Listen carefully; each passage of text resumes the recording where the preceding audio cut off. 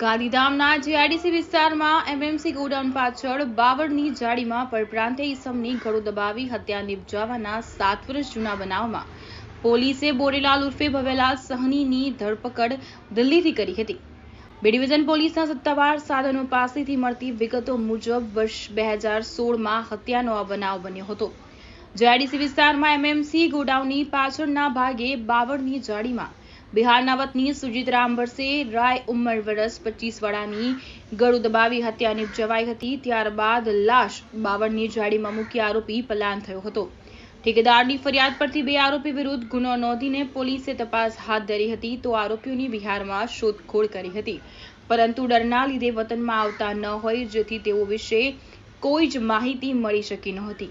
આ દરમિયાન એક શખ્સ દિલ્હીના અલીપુર વિસ્તારમાં આવેલા તચના ગોડાઉનમાં કામ કરતો હોવાની બાતમી મળી હતી, જેથી આરોપી જૂના બોરેલાલ ઉર્ફે ભવ્યલાલ સહનીની રહેવાસી બેગુસરાય બિહારની ધરપકડ કરવામાં આવી હતી।